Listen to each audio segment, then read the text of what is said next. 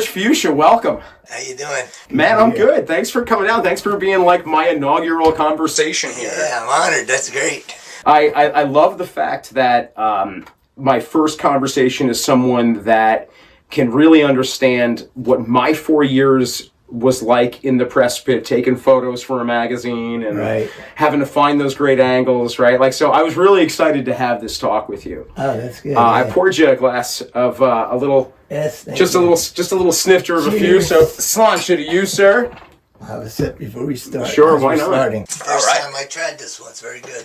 Well, that's what I'm here for, bud. I'm really, more than anything, it's to provide a relaxing experience. All right, so I had a chance to go through your book. You were kind enough to let me hang on to your book, which is Rick Fuchsia's Rock Shots, the story of a music fan's rise to become one of the nation's premier rock photographers, which I got a kick out of going through. Tell me a little bit about how you got into rock photography. What was that initial launch like to you? The first, actually, I started out like taking pictures at the Flyers games. Okay. I just had my first 35 millimeter camera. What year? What circuit is that? That was 74, 75. The year they won the cup, I took a few. Didn't take a lot of hockey photos. Yeah. Because right after that, I went to my first rock concert, which was Jethro Tull. All right. So that was about 75, 76. So that's closer to when I did those hockey photos too. And once I went to my first concert, I actually took my camera and took my first photos. I was hooked. What was that first concert? Jethro Tull. Jethro Tull. So the Jethro Tull show was the very first one you were... That was my first one that I would say my first official concert. All right. A rock concert. You know, my parents took me to stuff, you know, in Atlantic City when I was young and all, but okay. I don't count that. So that was, so we don't count any of that stuff prior. Jethro Tull was your Nexus event. That was what shaped the rest of your life forever. That was, to me, I'll never forget. It's still my favorite concert. It just kind of blew me away. What I actually expected to hear there was a lot of, like the bands, like on their albums, they're great. And when I went to the concert, I actually expected to hear some mess ups. Yeah. I figured the bands would, you know, they can't play that good when they're playing live. Right. And it was like perfect, and it really blew me away. And back then, I actually just walked in with my camera, 35 millimeter, my regular size lens. I think I had at that point, and I just walked all around the arena. And my seats were horrible. We were like way in the back, so I got to the side stage and went down. And there's actually one of my first concert photos is in the book of Jethro Tull, and that got me going. And every concert after that, I tried to bring my camera in, and it got to a point though where maybe a year, the first year I did it, they let cameras in, and then it said on the tickets, no cameras or recorders. So that's when I had to get it in some way. And I did. You got creative with it, as it were. Oh my God! I put it down my pants. So many ways. My friends all helped me, and we got in there. And once you were in there, they didn't bother you too much. But if they did see you taking a picture, they would shoo you away. Yeah, or some people I have heard they took their film and made them take their film out and stuff like that. But I never had that. I did run away a few times when people were chasing me, but other than that, I had an incident this summer. I was taking photos for a magazine called That Mag. Right. I was doing a show review and photos for a band called Ghost. I heard of them. Yes. I'm a big fan. Still a big fan in spite of the incident I'm about to tell. Okay. It was one of those moments where, you know, as someone that's a writer first, we don't tend to look at the world as through the eyes of a photographer, right? A photographer's a different kind of artist than a writer.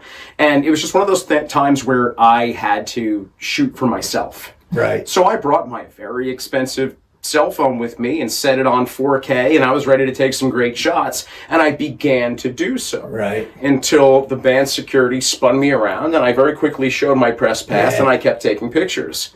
So he deliberated for a minute, and he came back, and he's yelling at me something. And I couldn't hear what he was saying. Yeah. So this is where I lost the battle here. I said, "Come with me to the side so you can tell me what you're trying to say. I can't hear." And I basically sawed myself out, right? Because once I got to the side, him and Live Nation said, "No cell phones in the pit." Oh, wow. And I said, "Really? Because this is exponentially more expensive technology than the guy with the Walmart camera over there." Yeah. And they said, "It's the band's preference." Yeah. And I was unceremoniously exited from the press pit. Wow. That never happened to me. I was lucky. Yeah.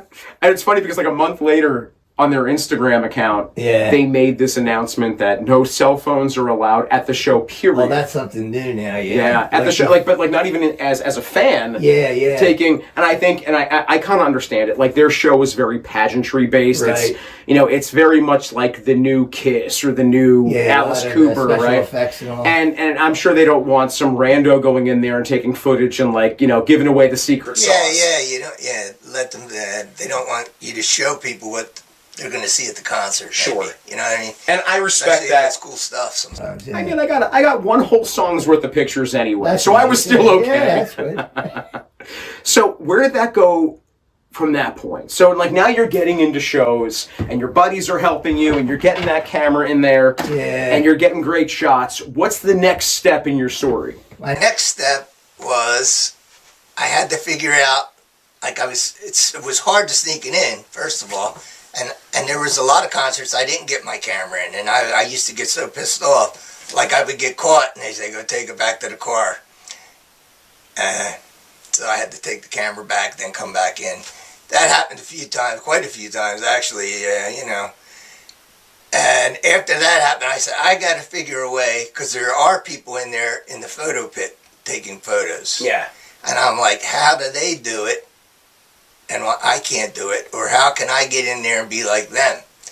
So I used to just go up there and talk to the photographers there, and I get a little hints here and there. They would, they didn't really want to tell me that much, but eventually there was one female photographer I became friends with, and I can't.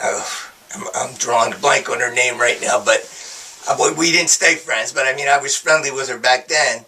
And she told me, you got to get a magazine or a newspaper to get you into the show. Yeah. And, talk to the publicity firms. Back then they had publicity firms that you actually had to call on the telephone. They didn't have email back then. Or if they did, I didn't know about it.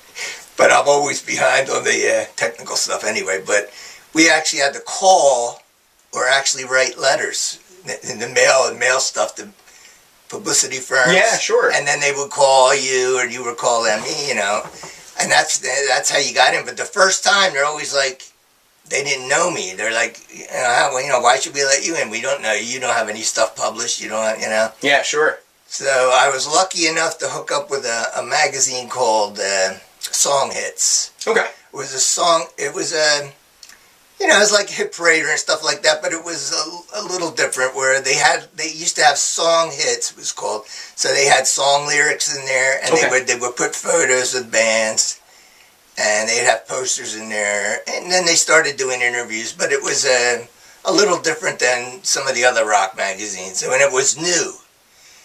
And I called one guy, I remember at Hit Parader, when I was trying to get in there. It was very hard to get into these magazines because they already had photographers. Yeah. So he goes, try this magazine, Song Hits. They're brand new and they're looking for photographers. So I was lucky. I got in early on that magazine. Sure. And I was still I had photos that I shot from the crowd. I got to a point where I was getting almost as close as the pit. I used to get second row tickets to every concert because I had a ticket agency in Philadelphia called Glassman's. Okay. And, just say the tickets were, back then, just say $10. They cost me $20. But I was in the second row. Yeah. And the guy knew me after a while, and he used to always say, "Rich, I got good second row." He would tell me what he had. And I bought all my tickets off them, and I would be in there. So I had a lot of good photos before I was a professional. And so actually my first shot that Song Hits used was a well, they did a poster actually. It's actually this poster, right? It was a poster of this photo right here. Just so you can see, it's Eddie Van Halen. I shot that from the crowd in the second row. Wow, and that's actually, there's a great Eddie Van Halen on the cover of your book as well. Yeah, that's a different one. That one I was allowed to take. This one, this one I snuck from the crowd. But it was actually made into a poster in Song Hits magazine. That was my first sale that I ever had to a magazine, and it was a poster. So back then it was probably like $150 or something, which was a lot of money back. You're like the back new then. school. You're like the new school Peter Parker. Yeah, You're working your way in with your camera. That's right. And then after she published that, I was in that magazine, and she helped me get into a lot of shows after that. She would say that I was shooting for that magazine, so that I would get a photo pass. Still, it didn't work with a lot of, all the bands, but I kind of got in that way. That was how I got my foot in the door. And also what I did, I shot the opening bands and bands that people never heard of, because then I would have the only photos of those bands. Sure, yeah. So I started selling them. Like they're like, you don't happen to have this? I said, yeah, I have that. And same thing with the local stuff. That's why I started with Cinderella in the local music scene, which we can get into more after. Good old Tom Kiefer started right here in South Jersey. Yeah, so I had Cinderella, their first photos published, and Britney Fox and Tangier, all local bands. But I would get them in the magazines because the big photographers didn't have them yet, because they weren't touring all over. They were only at the Galaxy and Bonnie's Rocks. Who else? Didn't Jackie Bam Bam of MMR fame have a band that opened for Cinderella? I don't think so, but he had a band. I used to see them at, they might have. I don't want to say that he didn't do that, but his band was, I'm not sure. I was going to say Scarlet Fever, but I'm not 100% sure. So, interesting story, how I got the job at a music magazine to begin with was like Manifest Destiny, right? So I was working in the mortgage industry, and I was constantly writing. I loved writing. I didn't want to give that up as a secondary job, so I was doing things in my association newsletter. I was doing, submissions to Weird New Jersey, whatever I could to keep writing, right? Yeah. And I would hit this girl up that I worked with in the mortgage industry for free tickets because I knew she dated a DJ for MMR. So I would say, "Hey, Brittany, can you get me tickets to anything?" Brittany Randazzo? Randano? Brittany Rotundo. Rotundo. Yes. Yeah, I met her. Yeah. And so one day she said to me, she said, "Eric, how's about you get your own tickets? And I'm going to introduce you to a magazine that's looking for writers." Oh, good. So That's at the nice, time, the editor-in-chief was a great lady named Lauren. She had taken all my information up to that point and gone through my writing and gave me the gig. So, 3-4 years later of me writing, I said, I'm having such great conversations with people, but I can only write about those conversations in Associated Press format. So instead of dialogue, Right. it has to be like, when asked about taking pictures at concerts, Rich Fuchsia had this to say. Right. It's not very exciting stuff. Yeah, I know. So I kind of had this idea that I wanted to break out, but I owe quite a bit of my experience over the last few years and the memories that I made and the great shots that I got to Brittany Rotundo, Jackie Bam Bam's girlfriend, and I salute to the both of them for making all this happen. Very nice. So small world. So I actually have Jackie on my poster down here. all right. Yeah, he has a copy of my book. He's been a very nice guy to me too. He's always helped me do things. He always promotes it on his show. I go, he'll say something about me, what I have going on. I had a DVD out before that. He helped me sell some of those. He's a class act. He's a class good act. guy. He's a real rock and roll guy. Yeah. Oh, yeah, absolutely. We were at the Struts, my wife and I, in July. Right. Like the 25th of July, the Struts were in town. Yeah. And we had spent some time with Pierre off to the side before I went into the press pit. Right. But afterwards, I had caught up with Jackie and Brittany outside in the foyer, and you can't even get a 20-minute conversation because people just recognize him instantly. Now. He's just everybody mobbed. runs up to him. He's a very popular guy. Yeah. He's a nice So- guy too. I threw you off track. We were talking about going in, now you're in with this magazine and you're seeing bands like Cinderella and Britney Fox. What then? Where do we go from there? Let's see. Well, Cinderella and the Britney Fox and all that was, I got those photos and stuff. That was like my private time. The Galaxy was where I used to go when I wasn't at the Spectrum or the Mann Music Center or the Tower Theater. If I had time off, I would go there because it was right up the street from where I lived and hang out there. And then that's how I met all those other bands. At that time, I was kind of a known photographer. They kind of knew me. You know, I had stuff published. And Bill at the Galaxy, like I don't think I ever had to pay to get in there.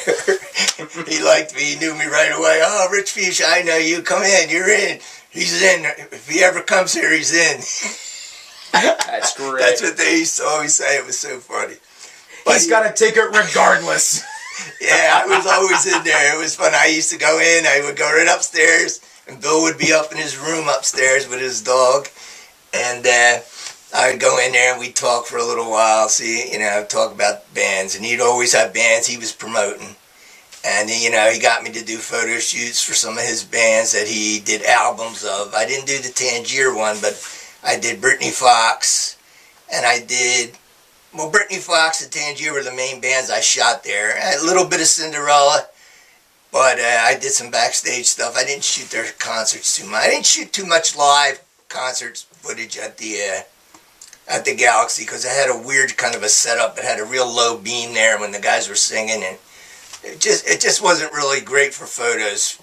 But I did stuff upstairs with the graffiti walls in the background. That was a good band shot. If you could get a band to pose there, that was nice.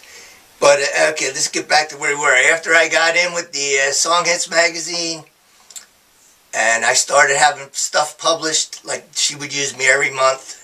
And in that magazine, I would have 4 or 5 photos every month. And after I got in there, then the other magazines, Hit Parader, Cream Magazine, Musicians Magazine, You Guitar got into Player, Cream, huh? yeah, all those magazines. Bay Area Music, which was one in San Francisco called BAM, Bay Area Music, it stood for. Yeah, once I got in the Song Hits, the other magazines would start, you know, I would send them stuff. And how it was, every month you would call them and say, what do you need for this month? And they would tell you all the bands. And if you had anything, you would mail it to them. I would mail slides because that's what they used. Yeah. And then they would make a negative and copy it that way. So then I was in Hit Parade. You know, I was in all those other magazines, which was pretty neat. And you know, they wouldn't use me as much because they had the big guys, Mark Weiss and Niels Lossauer and Sure. all the other big guys. Yvette Roberts was a woman for that. But like at that point, like in that moment when Hit Parader and Cream, like old school, boy howdy, Cream magazine. I'll tell you, once I got in there, I was exciting. Yeah. Like at what moment did you realize like I made it? Like I went from sneaking a camera into the Spectrum to. I guess then actually. Hit Parader and Cream were big, but like when I started getting in as like guitar player, because I always thought, man, that's the one that all the guitar players read that one. Yeah. So if I had a photo in there, I was really excited about that. Musician magazine, and I had stuff every once in a while in the newspaper. Okay. Yeah, then the next step after that, I started getting in these magazines. Once you got in one time, that was I wrote about that in my book. Once you got in Hit Parader once, you were in. Okay. Because then they said they knew who you were and they used you. So every month you could send stuff to them. You were a funnel of every content. month you would send it in. And like I remember Musician Magazine. This is one story. They actually called me, and they go, "Rich, are you going to the first Judas Priest show was up in the Meadowlands? Okay. Their first show on the tour." And they go, "Rich, will you go up there and shoot Judas Priest because we need photos for that?" And I was like, "Yeah, damn straight." And they hooked me up, you know. And I that was my first road trip where I went up to New York, and at that point I was getting backstage passes, so I took like 4 or 5 people with me. We got to meet Judas Priest, and we went backstage and all. And I did the photos, and they used the photo right on the cover of one of the Musician magazines. Oh wow! And that was neat. And same thing with the that story might not have been Priest. It might have been the Scorpions. I'm getting mixed up. But there's a big difference between the two. Yeah, but either way, I did go up there. Go up to the Meadowlands and shoot Priest and the Scorpions. That was the only 2 times I went up there. My favorite I line stayed in the Spectrum. if I had to just choose one line out of Judas Priest history, that is my favorite line. The funniest line of all time in rock and roll history came out of the mouth of Judas Priest lead singer there, and Halford. Rob Halford, Rob Halford. So I'm watching this. It's like 2005, right? And I'm watching this documentary on VH1 called "The Rise and Fall of Metal," or Metal. You know, I forget the exact name of it, but it was a 4-part series on VH1. And like, I am just as many parts metal as I am punk music, as far as the stuff that I love. Right. I also like lean into reggae and like classic R&B, hip hop, and things like that. Like, but when it came to Priest, when it came to Rob Halford, I was really interested in hearing how that story went, because you know that story, right? Yeah. I mean, he was a great singer. Then he was ousted out of the band because he came out that he was gay, right. And they went ahead and found a cover singer. Yeah, I think that's where they got that movie from. Rockstar, absolutely. That's like loosely based on. Yeah, that was based on that. I'm pretty sure. So Rob Halford said, and they interview him on this show, and he said, I don't know how they didn't know. I wrote a song called "Hellbent for Leather." I mean, I said, "Bravo, Rob Halford." Yeah, and they dressed the way he dressed with all the studs and with all the whips and all that crazy stuff. That's great. But I guess what? I just say this is a little off track, but back then we didn't, I don't think anybody cared that he was gay. Yeah. Back then, Freddie Mercury was gay. We were saying at one point they were saying David Bowie was gay. Everybody was gay at some point. They were even saying Mick Jagger was gay. But we didn't care. We just liked the music. And we weren't prejudiced. That's the only thing I don't like about some things. I don't want to get political, but it seems like today they try to make my generation seem like we were prejudiced against people. We really weren't. No, absolutely. Same thing with like black people in bands. There were so many bands in the 70s that had black guys in them. We didn't say, "Oh, what's that black guy doing in there?" We never said that. Yeah. And we appreciate it. And as a matter of fact, if you go back to my high school days, in the mid-70s, we loved soul music. The Temptations, Supremes, all that kind of music. That was the music from high school. We loved it. It wasn't a racial thing back then. It's funny, being a fan of music, you wind up getting a new appreciation for the world as the more you dive into music. You start seeing the world differently, and it's like no one else in your social circle, right? Unless you like hang out with musicians and you hang out with artists and stuff, right. They look at the world so differently. They don't look at it as black and white. There are grays and various colors and things. And like for me, I'm a big Queen guy. I mean, I'll never forget. I have an uncle that put the soundtrack to Highlander in my hand, which there really was no soundtrack for Highlander. It was just the Queen album. It's a kind of magic. Right. And from that point, I was sold. And I never understood why some people would tease me about being a Queen fan. Like it didn't make a difference to me what the rumors and innuendos, no pun intended. Right. It just didn't make any difference to me. Didn't make a difference now. Doesn't make a difference. I really don't think many people cared about that back then. That's why when you told me, see that Judas Priest story, I didn't really know they got rid of him because he was. He was ousted. It was a bad look. The heavy metal scene was very Alpha Bro. Yeah, I don't know, but it didn't change my opinion on the Which was funny because he actually, in the same VH1 documentary, he addressed that. He's like, I find it funny that all of like these homophobic alpha hetero guys are dressing as me in the parking lots of my shows, not knowing that I was buying my wardrobe at the S&M shops in London. Yeah, right. That's funny. I got to get out of that. So let me ask, man, what aside from that one moment when Hit Parader and Cream are calling you up and you had that epiphany that like you've now turned to a different chapter in your life. Right. What one moment would you say is your favorite? My favorite moment from back in them days. I don't know. I just got to meet a lot. I got to meet a lot of people, but I wasn't one of them guys that wanted to meet every band, and I didn't really care that much about meeting them personally. I mean, some bands I did. The bands I loved, I was happy to meet. But then you meet certain guys that really like make an impression on you. Like I met Ronnie James Dio, and I loved Dio. And, I loved his music. And this is the one story. I met him, and he was so cool, and I had a lot of people. My sisters were there. They were all the biggest Dio fans. We actually saw Rainbow at the Tower Theater. So we when Dio was in Rainbow, and we knew that. I mean, we loved him since back then, And he was the coolest guy. He met like all my sisters. He was talking. He was really more polite than you can believe that a rock star could be, and more like just a nice, down-to-earth guy. But the thing that blew me away was the next year when I went to see him again, where after I met him the first time, I took photos, and I did get his autograph because he was one of my biggest guys. I got his autograph. We talked for a while. We actually talked. I met his wife and all that kind of stuff. The next year, I went to do photos again, and I was just backstage walking down towards the dressing room, and he was there, and he goes, "Rich." He remembered my name. "Rich." He said, "Rich, how you doing?" And he came up to me, and we hugged each other.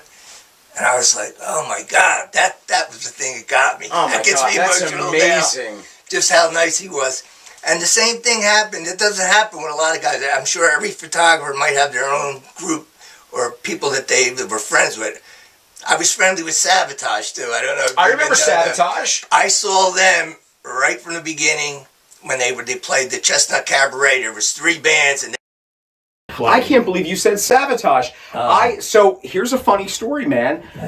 There was during my heavy metal deep dive into my youth, I had these 2 next door neighbors to my grandparents. They were twins that I was friends with.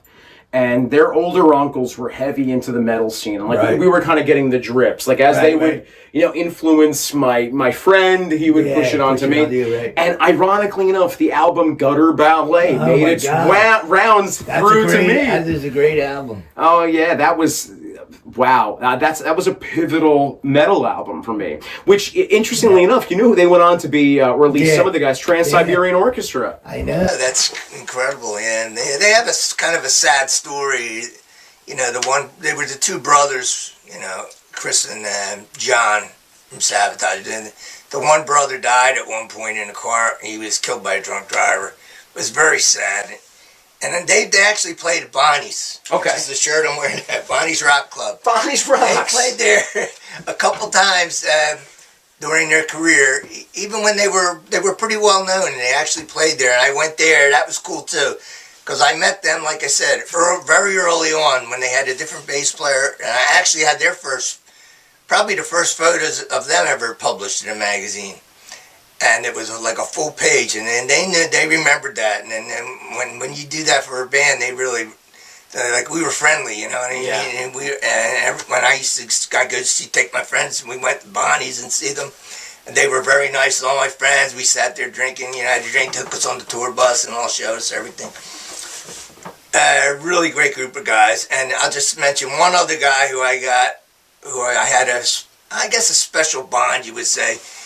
Was Stevie Ray Vaughan. Stevie Ray Vaughan. I met him. Yeah, I shot him a few times, and this was a neat thing. His birthday party. He was in Philadelphia. Okay. And since I was at that point the main, one of the bigger photographers in the area, the record company actually called me up. I said, "Rich, will you go backstage and take pictures? There's going to be like a little party back there." But it was their, I had to give them the film though. So I don't have a lot of that, but I did some group photos and stuff that I had from that night too. But that was fun that I was invited to that. I was at Stevie Ray birthday, and it was his last birthday. Wow. And I still play Double Trouble, the album he did with his brother, all the time. Yeah, that makes me sad when I think about when he passed. What I love is, there are moments when we do this where, we hold celebrities to a higher level than the vibration we operate on, right? So when they show their human side and their kindness, like it almost takes us off guard, right? Yeah. Because we expect them. It's almost like the Greeks looking up at the gods, right? We expect these folks to poo-poo us, but we kind of forgive it because they are who they are. When they show that humanity, it's funny. I do Brazilian jiu-jitsu. I've been a jiu-jitsu guy for almost 13 years. Actually, it's almost 13 years. And I've been over at South Jersey Brazilian Jiu-Jitsu in Berlin, New Jersey. Okay. Actually, where we're at now, we're in Berlin right now. Yeah. And I was not an athlete as a kid. I was a music kid. I liked hanging out in the village. I liked hanging out in like dusty vinyl record stores and T-shirt shops, and like I wasn't really a varsity like the record athlete. museum, right? As we broadcast in the record museum. And I got into this sport looking for a new way to keep my diet and my physical fitness honest. But beyond that, mentally, like I was looking for something that would challenge me, outside of the world of, public speaking and curriculum development and all that nonsense, right? So, I started in 2011, and I started at this specific school. There's a pivotal moment, another nexus point in my story, where I was at UFC 128. Right. UFC 128 was in March of 2011, if I'm correct. I'm sure I'll get quality checked in the comments later, but it was the pay-per-view where John Jones took the title from Shogun Rua. And I was outside the event, kind of tooling around in the parking lot in between fights. And I see a UFC fighter by the name of Matt Serra there. And Matt Serra is like a little taller than me, stocky Italian guy, shaved head, from Queens, and I rooted for him always. I had an affinity for Matt Serra, and I saw him outside. And I walked up to him and I said, Matt, I'm a huge fan. I can't thank you enough for all the stuff that you've done to entertain me, and I've been thinking about training. I live in outside of Berlin. And, he said, I know a guy there. It's this guy, Steve Bongiorno. Stevie, owns South Jersey Brazilian Jiu-Jitsu. He's like, go down, get after it, kid. Get after it. He goes, here, take my ticket stub. Helped you. That's nice. Yeah, so like we're talking now, that's, let's say, almost 4 years later, I had my first pro fight. Oh, yeah? In Berlin, at the Berlin Rec Center. It was advertised and broadcasted on Go Fight Live on DirecTV. And, I win that fight. Oh, and I see Matt Serra in the lobby. Oh, yeah. He's there with one of his guys, and I say, Matt, oh my gosh, like, I can't thank you enough. Like, you put me on this path, and I just had my first pro fight tonight, and I won. And he looks at me and says, how was that seat I gave you, the ticket stub? And that moment where he remembered me. Yeah, wow, yeah. That means the I know, world. that means a lot, yeah. That one moment where, like, hey, I'm like an insignificant in your world of celebrity. Right. And you took the time to remember me.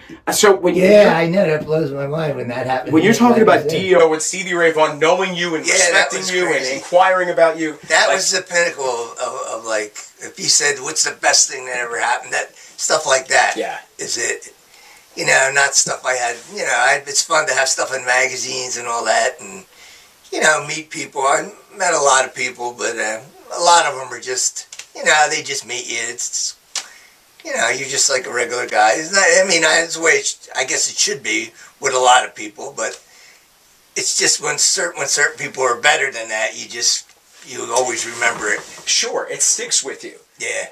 And probably low key, that's probably why I'm still doing Brazilian Jiu-Jitsu today, is that it is this unifier, between like that level of person and right down to the hobbyist dad, right? So we have to pay some bills real quick, so we're going to go on ahead and we are going to pour ourselves some proper 12. Take a break. So we're going to take a quick second to talk about King's Grant Wine and Liquors in King's Grant Shopping Center in beautiful and spacious Evesham, New Jersey. King's Grant Wines and Liquors. I love the owners of that place. I've been there, actually. It's a very nice place. My brother lives in King's Grant. Okay, so I live in King's Grant as well. We go there for all the parties. We go stock up. So King's Grant Wine and Liquors have taken care of me and my family. Just good to everyone that I know. since we moved into that neighborhood, and actually I've had the chance to work closely with not only the owner of the shopping center, but the owner and manager of Kings Grant Wine and Liquors as well. So they were nice. happy enough to sponsor us today. Very good. So the official wine tasting of the podcast today, they provided us with some Proper 12. Yeah. Proper 12 You can't do that. Like, Sláinte, right? yeah. So Proper 12 is an Irish whiskey that has like hints of vanilla and honey. It's famously launched by UFC fighter Conor McGregor, and it's actually pretty inexpensive for what it tastes like. I'm gonna give it a little serving size Very here. good. It's definitely smooth. It has that sweet aftertaste, almost like if it was have a single nice taste. distilled, it would remind me of like a Jack Daniel's honey, right? That's what I drink mostly, believe it or not. So yeah. what how would you compare that with what you usually drink? It's similar, but without the honey. Basically. Yeah, It's not honey, right? it's got a little Does taste it of have honey, a a little little bit? taste of vanilla. So you're tasting the vanilla over the honey, then I'm Yeah, I assuming. can taste the vanilla. Actually, Yeah. a little bit. Yeah. It's definitely smooth. It's Very really good. inexpensive. Very good stuff. You know, you get a bottle of Jameson that runs you $35.99 Right. no matter where you go. Anything higher than that, whether you're doing Black Label or Johnny Walker, that Right. that goes up. Proper 12, they sell it universally for like $25.99. So they got $10 on Jameson, right? Yeah, right. $10 cheaper. It's very good. And I like it. So we want to thank Kings Grant Wine and Liquors for supplying our taste test today. And one more time, salute to you, Rich Fuchsia. Thank you. Salute. There it is. Eric. Okay, so now that we've paid some bills, let's talk about what's happening with you today. Where are you? You've had a hell of a journey, and your journey hasn't stopped, right? So, like, let's pick the needle up off the record and drop it to where you are at right now. What are you doing now these days? Let me first tell you this. After 1990 was the last time I probably took a photo, a rock photo. I actually, at that point, I had a daughter already, and my wife had twin boys. So that's when I decided to stop. And the reason I stopped was the music kind of was changing. The hard rock stuff was starting to go, and Nirvana was coming in. What kind of music? Grunge, all rock. Yeah. Yeah. And the magazines started fading out, and for some reason they started paying less for photos. So that's when I stopped. Okay. And I completely I stopped, and I completely forgot about my photography life for about 30 years. I probably didn't say one word about it Okay. because I was done that, and that was it. I was done that, and my sister and her new boyfriend, that's what got it going again. They said, "Rich, why don't you write a book?" And that was 12 years ago. I started writing that book. There it is, Rock Shots. And even like I never thought of myself as any kind of like a celebrity or anything like that. And after my photography days, I'm a house painter. I painted. That was my real job. I was painting back then also, and photography was like my hobby. Luckily I made some money off it. It was fun and all. It was just a fun hobby, really, that I had fun doing. But like I said, there was a 30-year period there where I didn't even speak of it, and I completely almost forgot about it, basically, and until we started working on the book. And I'm glad. My sister said, "Rich, why don't you tell Justin about your book and about your career, and he could help you write a book." But I actually wrote the book. A guy was Justin Scalio, his name was. He was going to help me write this book. Like, he wanted to tape me, kind of like doing interviews like this, and then he was going to write it. But I just said, "Nah, I'm going to write it." It's your story. Yeah, so I just wrote it, and believe me, I wrote it. It was done in 6 months. Yeah. Writing. But it took us a long time to get it right. As I far wanted as to the show you my photographs and favorite excerpt out of this book. stuff. Oh, yeah. I had this kind of memorized here, and I'm going to hold this up for the camera just so they can all see it here. This is a picture of, and in case you can't see it, it's Eddie Van Halen, and Sammy Hagar. It's Meatloaf on the other side. And I have to say that as a full-blown Gen Xer, I can't think of my high school career without Those Van two Halen bands. Right. and Meatloaf. Right. Meatloaf, he came back on the scene, what was that, 1992? With that Bat Out of Hell Part 2, Back into Yeah. Hell. Right. And every song off that record was a single after that. So when you talk about my high school career, you're talking about, Van Halen with Pound Cake and Right Now and all these great singles alongside Meatloaf. Right. And, both of them, God rest their souls, are not with us anymore. So when I came across this bookended shot, I got hit in the feels a little bit, Rich. I got to be honest with you. That one really, that hit Thanks me. for showing that, because there's so many good, it's my book and all, I don't want to brag about too much, but there is so many interesting things in that book, I think. And then, if you like music, I can't see how you couldn't like that book.